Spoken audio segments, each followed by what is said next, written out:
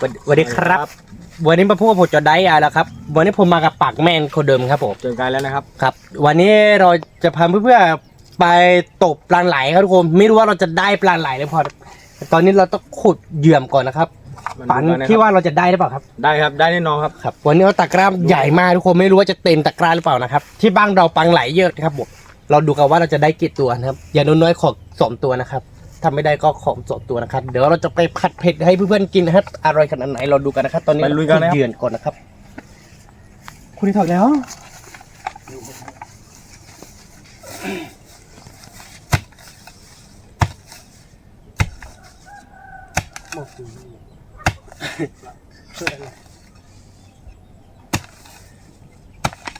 โอ้ย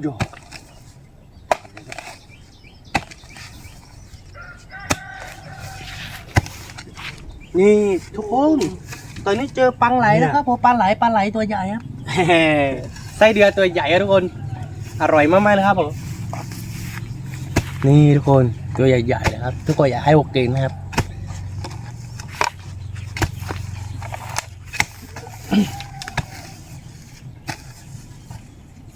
โอ้โหตัวนี้ตัวใหญ่ครับตัวนี้ป่าแม่จะกีให้ดูนะครับทุกคนเราดูนะครับ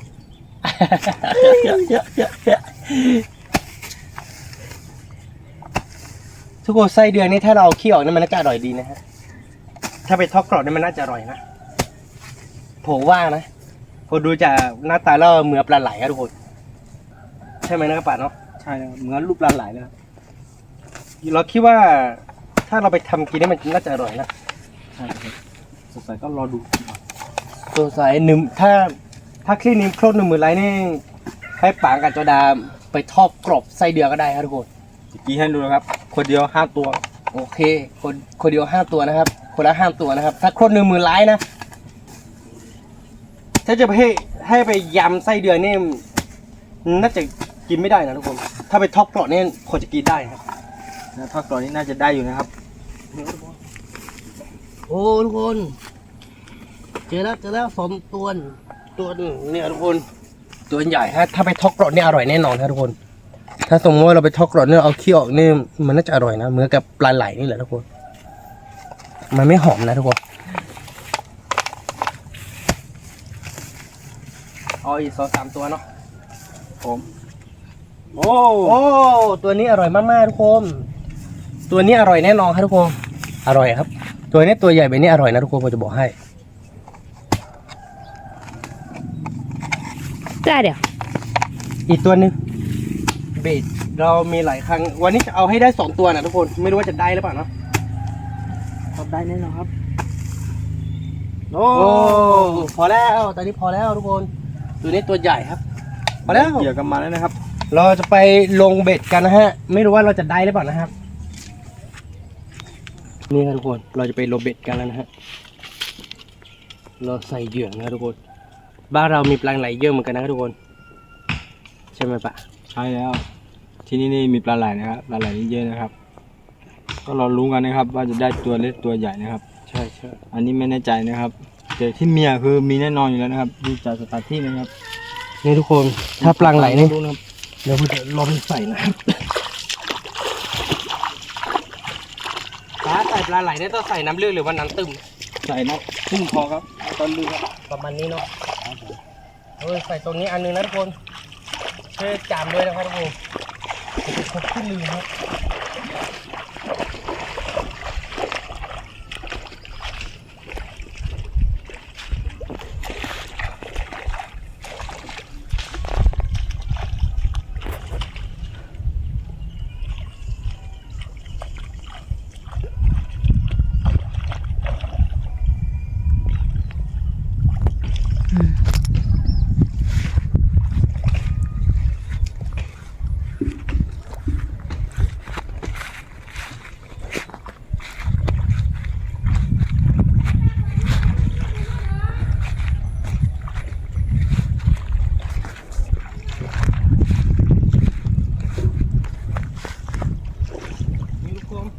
ใส่ไปแถวนะครับผม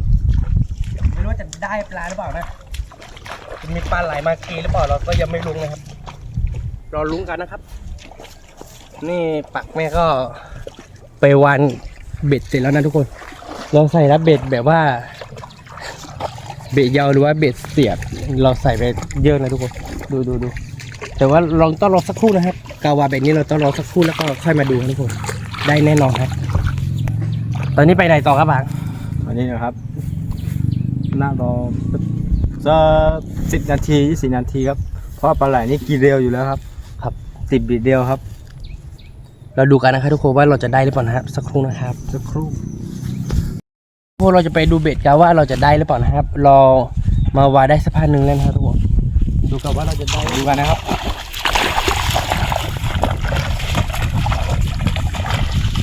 ไม่โดนเลยไม่โดนเลยโอ้ว้าวโอ้ดูนะครับโอ้โหดูนะครับขอจีนะครับ นี่ดู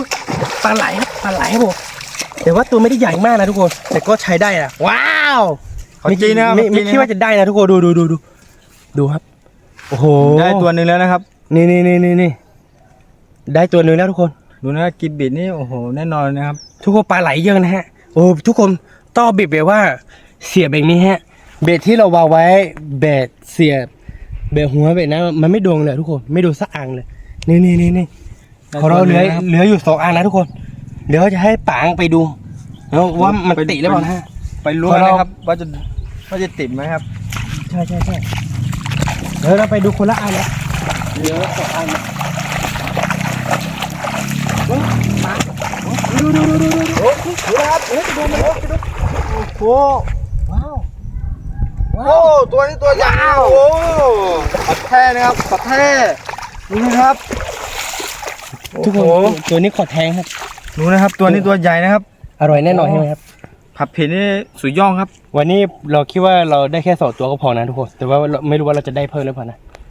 จะมีนะครับจะเหลือนะครับ ยังเหลืออีกอันนึงผมจะให้ปางไปดูนะฮะแล้วก็ เหลือบีอันนี้นะครับเดี๋ยวผมจะไปดูนะครับ ถ้าได้คือเราจะเก็บแล้วก็คือจะไปใส่ใหม่ให้ผม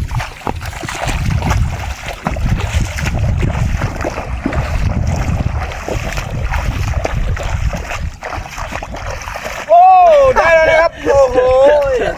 ดูนะครับไม่ธรรมดานะครับ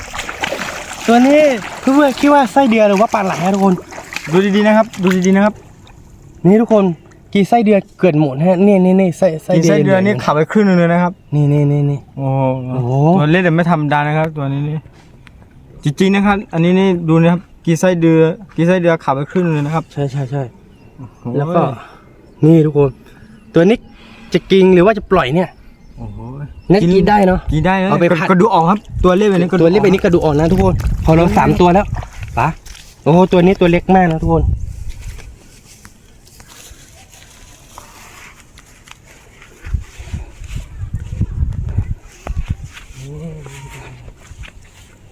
ตอนนี้3 ตัวแล้วนะทุกคนเดี๋ยวเราคอมปลุกแล้วก็จะไปใส่ใหม่นะครับทุกคนนี่ทุกคนเทียมกันชักๆเลย3 ตัวเนี่ย ดูนะครับ ว่าตัวไหนใหญ่ที่สุดนะทุกคนนี่ โอ้โห โอ้โห3 ตัวแล้วนะทุกคนตอนนี้3 ตัวแล้วเราจะหาเพิ่มอีกฮะตอนนี้ก็คือยังไม่พอกี่ครับทีแรกคิดว่าถ้าได้2 ตัวก็พอนะทุกคน เดี๋ยวต้องหาเพื่อจะ2-3 ตัวนะครับ เบะว่างที่เสียบแบบนี้เนี่ยมันไม่โดนเลยอะดูทุกคนพอเราเยอะเลยเยอะมาก จะดูแค่3 ตัวนะครับ เดี๋ยวเราต้องใส่เหยื่อใหม่ฮะทุกคนขอเก็บก่อนนะครับ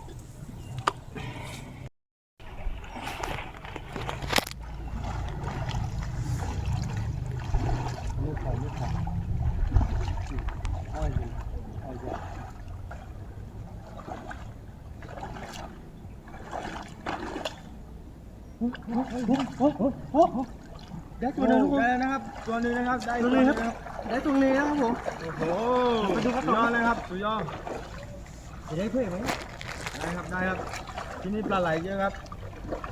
ได้แน่นอนครับ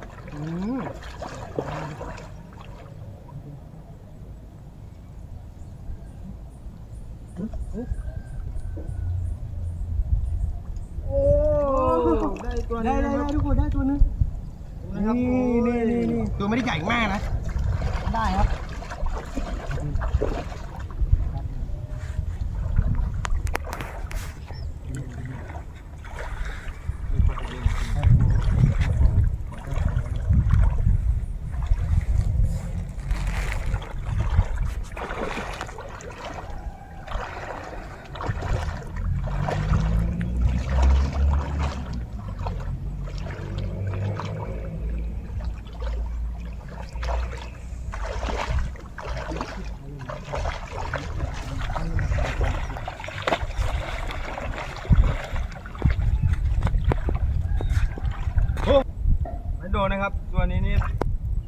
กี้เหยื่อหมดเลยทุกคน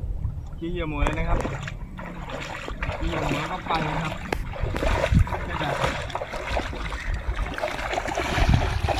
กี้เหยื่อหมดเลยทุกคนมันหลุดครับวันนี้เอาขึ้นพอแล้วมั้ง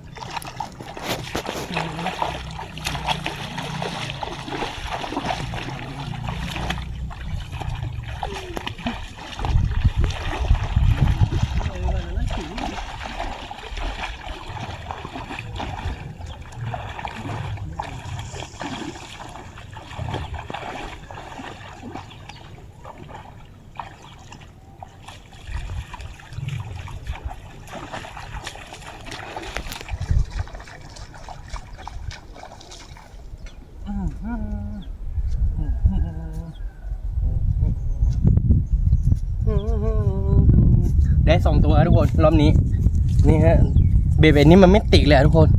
เบ็ดที่เราเสียบเบ็ดนี้นี่มันไม่ติดนะครับเบ็ดที่เสียบเบ็ดนี้ดีกว่านะทุกคนนี่เบ็ดนี้3 ตัวได้2 ตัว แล้วก็เรามารู้รอบที่แล้ว3 ตัวก็ได้หลายตัวแล้วนะทุกคนวันนี้ แต่ว่าตัวไม่ใหญ่เลยปลาไหลตัวไม่ใหญ่นะครับ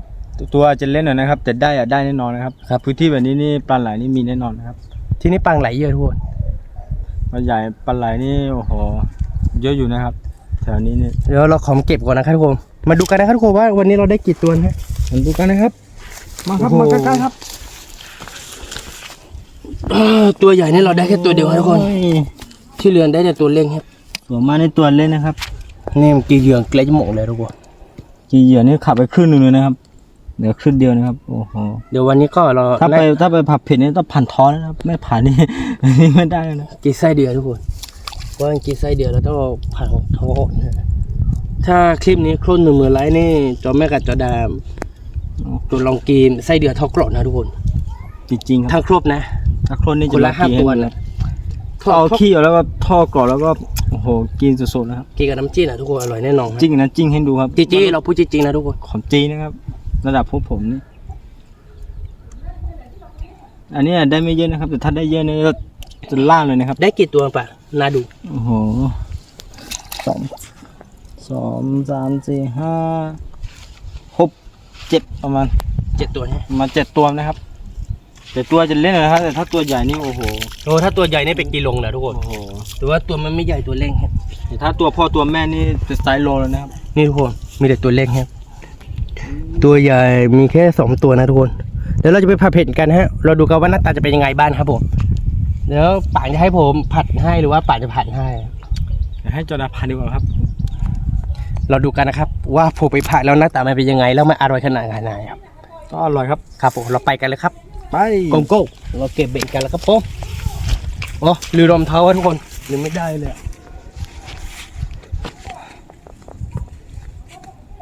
ที่นี่ปลาไหลเยอะนะทุกคนแต่ว่าปลาไหลมันไม่ได้ใหญ่มากนะทุกคนวันนี้เรามาหาทั้งวันนี้ได้กี่ตัวนะ1 2 3 4 5 6 7 ตัวนะทุกคน7 ตัวก็พอแล้วทุกคนไปผัดเผ็ดกันครับไปทุกคนปลาไหลของเราครับตัวใหญ่ไหมครับทุกคนดูแต่ละตัวนะครับวันนี้ไปใส่เบ็ดได้ประมาณนี้นะทุกคน3 ตัว4 ตัว5 ตัวมันลื่นฮะนี่ครับผมวันนี้ได้ปลาไหล7 ตัวนะครับผมวันนี้เราจะไปล้างแล้วก็เราจะมาเพ่นกันครับเราดูกันว่ามันจะอร่อยขนาดไหนครับตัวครับ7 ตัวครับโอ้โหดูนะครับนี่เยอะอยู่นะทุกคนถ้า7 ตัวนี่แบบว่าทำตัวใหญ่นี่เยอะนะฮะแต่ว่าอันนี้ตัวไม่ได้ใหญ่มากเพราะว่าตอนนี้น้าใหญ่อยู่นะครับเพราะว่าน้ายังไม่ค่อยลมนะครับแต่ถ้าน้าลอยนิดนึงนะเพราะว่าตัวปลาไหลก็ใหญ่ขึ้นนะครับคอยดูนะครับที่น่าจะมีนะครับบอกเลยนะครับเรารู้กันว่าปลาไหลนี่ใหญ่กว่านี้นะครับนี่นะครับตัวไฟติดแล้วคือตอนนี้เราจะต้มน้ำมันฮะแล้วก็เราจะใส่ปลาไหลนะครับทุกคนเราน้ำมันเดือดก่อนนะครับเราน้ำมันเดือดก่อนนะครับทุกคนแล้วเราก็จะใส่ปลาไหลนะครับนี่ทุกคนเครื่องปรุงก็มีประมาณนี้นะผัดเผ็ดนี่ไม่ต้องใส่อะไรเยอะมากฮะใส่พริกแล้วก็กระเทียมแล้วก็ใบกะเพราแล้วก็นี่เนื้อปลาไหลเน้นๆครับวันนี้อร่อยแน่นอนครับผมนี่น้ำมันกำลังจะเดือดแล้วทุกคนอร่อยแน่นอนตั้งแล้วนะครับ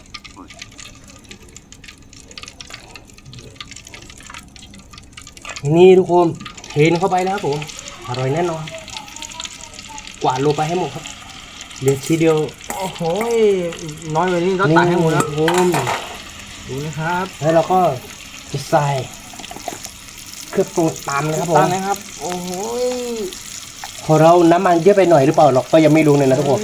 เป็นไรครับ ไม่เป็นไรเรากินได้ครับ เราชอบกินน้ำมัน อร่อย ค ครั รับบ ยี่เยอะยี่ดีฮะ กินจนอ้วนแล้วนะครับ ผมเนี่ยกินน้ำมันเยอะจนผอมแล้วทุกคนยิ่กินยิ่ผอมผมไม่รู้เป็นอะไรครับดูปากแม่ของผมครับวันแรกที่ผมได้เจอเนี่ยทอได้3 เดือนแต่ตอนนี้ทอได้5 เดือนแล้วทุกคน ถ้าเอาอีกสัก4 เดือนนี่ก็นะครับ เราดูว่าอีก4 เดือนนี่ปากแม่จะคล่องหรือเปล่านะครับทุกคนหรือว่ามันจะใหญ่กว่าเดิมฮะโอ้ดูหน้าตานักกินไหมทุกคนตอนนี้ก็คือเราจะใส่ใบกะเพราหน่อยนึงนะครับรอให้มันสุกก่อนแล้วก็ใส่หน่อยนึงครับอร่อยแน่นอนครับทุกคนหอมมากเลยทุกคน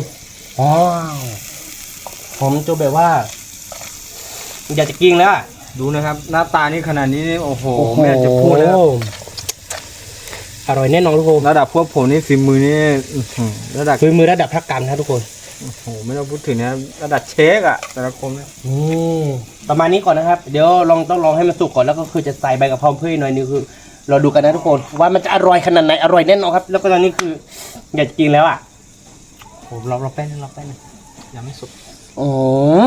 แป๊บเดียวนี่สุกแล้วนะครับ ดูนะครับหน้าตานี่โอ้โห หอมมากเลยทุกคนแต่ยังไม่ได้กิน โอ้ นะ สุดยอดนะครับ โอ้หอมมากเลยทุกคนหอมจนแบบว่า ถ้าใครได้ลองชิมดูนี่ติดใจแน่นอนนะครับ ใช่ทุกคน เพื่อนๆคนไหนถ้าจะทานนี่มาได้นะครับ ครับ อร่อยนะครับ อร่อยครับ เพื่อน ดูนะครับ เราดูกันนะครับว่ามันจะอร่อยขนาดไหนครับถ้าแบบว่า เข้าปลาไหลนะครับดูดีนะ ถ้าแบบว่าเอาหูขั้นนึงก็จะอร่อยเลยอะทุกคน ใช่ จ แล้วครับ ริง ดูนะครับผัดเผาปลาไหลนี่โอ้โหไม่ค่อยเมนูนี้โอ้โหหากินยากนะครับเมนูแบบนี้หากินยากนะครับ ๆใช่ครับปลาไหลตามธรรมชาตินะครับทุกคนปลาไหลที่มันชอบกีปลาไหลพวกนี้ ผัด เพ เผา ราะ ปลา ว่า ไหลนี่ ที่เราไปหางเนมตรงนั้นมันใกล้กับที่เขาผุดวัวนะฮะมันชอบกินขี้วัวนะครับทุกคน ใช่ครับเนื้อ ขี้วัวนี่เรากินแล้วก็เราจะหลงขึ้นครับทุกคน ใช่ครับอร่อยนะครับ เพราะว่าเวลาที่เขาปลูกอะไรไปใส่ขี้วัวแล้วก็ ดีทุกอย่าง ดิงขึ้นทุกอย่างเลยมันจะงอนงามนะครับทุกคน ถ้าเรากิน ว้ย นี่โอ้โหเราก็หน้าตาเราก็จะหลอกประมาณนี้ก็ถ้ากินนี่โอ้โหไม่ต้องพูดถึงนะครับ ใช่ ไม่รู้ว่าได้มีไหมไม่มีครับ อย่าให้เมียได้ยีกก็แล้วกันรออีกหน่อยนึงทุกคนสุกแน่นอนแล้วก็อร่อยมากสักครู่นะครับทุกคนแค่ได้กลิ่นนี่คืออยากกินแล้วหิวแล้วทุกคนนี่ทุกคนตอนนี้กำลังจะสุกแล้วครับใส่ใบกระเพราเพื่อนนะครับผมอร่อยแน่น พ อ อน แล้วก็โคเลก็กินได้นะครับ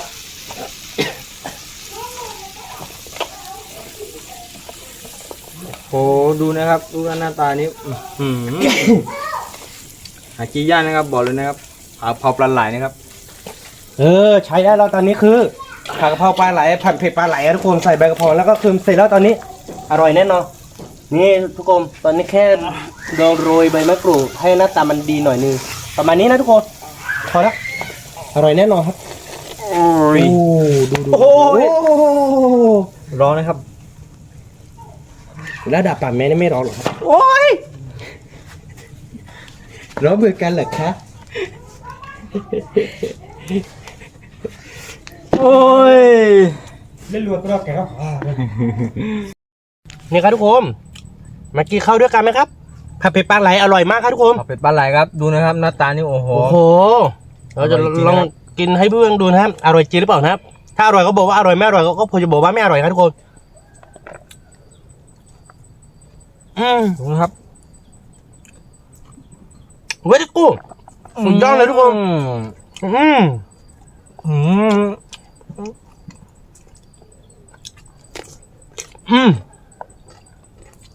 แต่ออกก็หวานผัดเผ็ดปลาไหลก็อร่อยผมไม่รู้จะพูดคำไหนดีครับทุกคนพูดได้คำเดียวว่าอร่อยทุกคำเลยทุกคน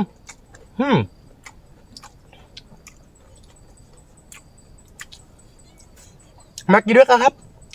มาแล้วครับผม มาพี่น้องมา พ่อแม่พี่น้อง มากินหน้ากันอร่อยอีหลีนะครับ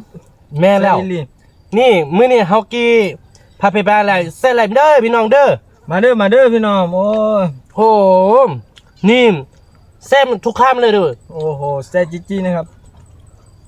อืมบักแดงกว่าก็เส้นไหลเด้ออืม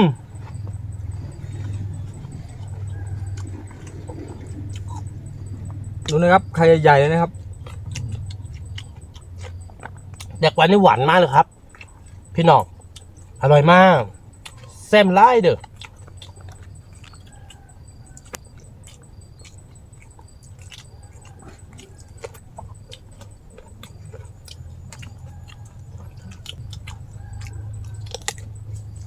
อืม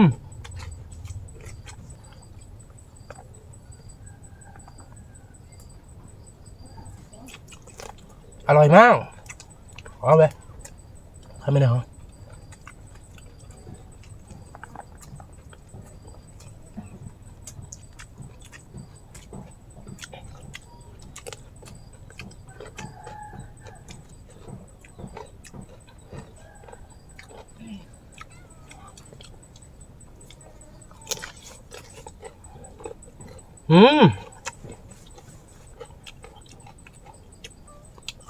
มักกี้เดอะกาบอบพอไม่พี่น้องแซ่บมากเลยครับผม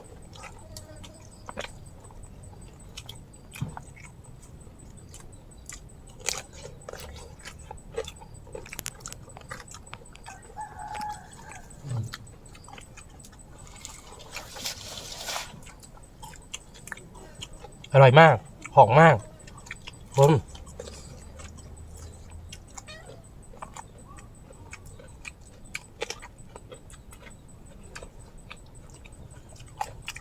เพื่อ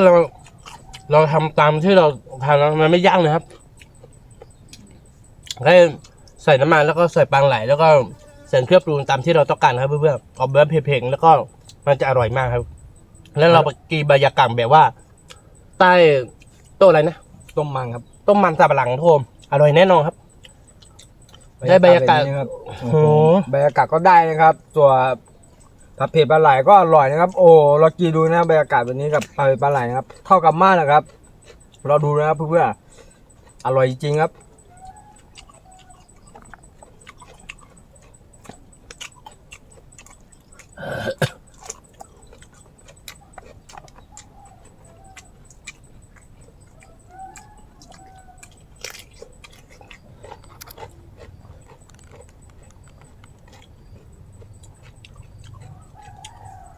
นี่ครับทุกคน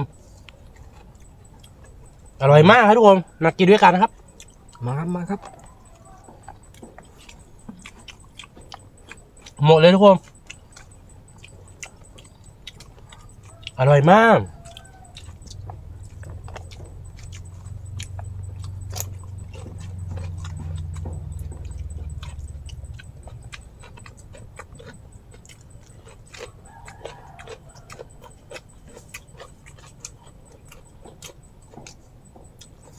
อร่อยก็แบบว่า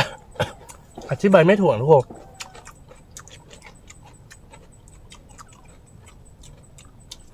อร่อยไหม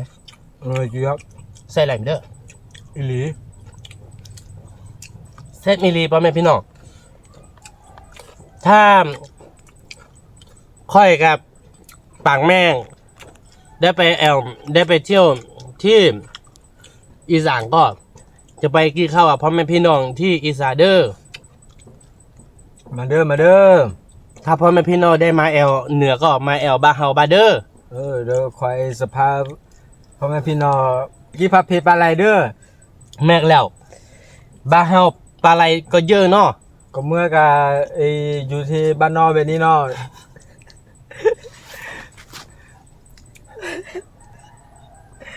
บริษัทบ่ได้แล้วพี่น้อง ถ้าแม่บริษัทบ่ได้เดี๋ยวบ่ไปยาเนาะเข้าใจเราพี่น้องก็เฮาอยู่เหนือเนาะเฮาก็บริษัทบ่ค่อยได้เนาะ ว่าได้แค่นิดหน่อยนะครับบ่แต่บ่ได้หลายนะบ่ได้หลายเด้อ แม่แล้วสำหรับมื้อนี้ก็คงไม่มีอะไรมากครับถ้าชอบใจคลิปของเราก็อย่าลืมกดไลค์กดติดตาม กดกระดิ่งเพื่อไม่พลาดคลิปใหม่ๆของเราครับเจอกันคลิปวิดีโอหน้าครับผม ฝากด้วยนะครับ ครับ สวัสดีค ส รั วัสดี บ ครับ